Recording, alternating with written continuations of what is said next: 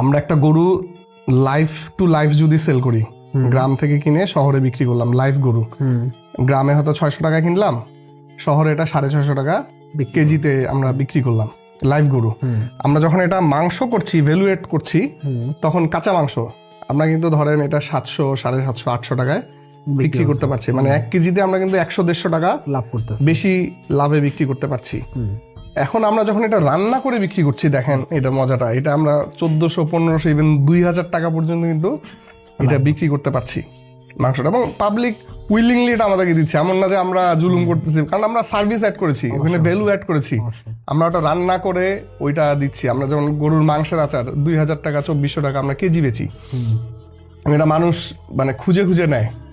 হ্যাঁ, সো ওই দেখেন আপনার একই জিনিস, একই প্রোডাক্ট, ভ্যালু এডিশনের কারণে কিন্তু ডাবল, 2.5 গুণ আপনি বেশি প্রফিট মেক করতে পারতেছেন। এরপরে আমরা মাংস বিক্রি করতে যে দেখলাম যে আমাদের এই যে স্পেয়ার পার্টস, যেটা গরুর ক্ষেত্রে বলি যে কলিজা, পায়া, মগজ, ভুঁড়ি, এটার প্রপার প্রাইস পাচ্ছিলাম না।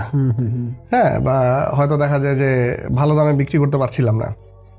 তখন আমরা ওই জায়গাটা থেকে চিন্তা করলাম যে এটা কিভাবে ভ্যালুয়েট করা যায়। আর যেহেতু রেস্টুরেন্টে আমরা নিজেরাও খাই, দেখি যে এই পায়া, কলিজা এইগুলোরই চাহিদা বেশি থাকে, মগজ অবশ্যই সব জায়গায় পাওয়া যায় না। কিন্তু আমরা চিন্তা করলাম যে তাহলে আমরা এটা একটা স্টার্ট করি না কেন।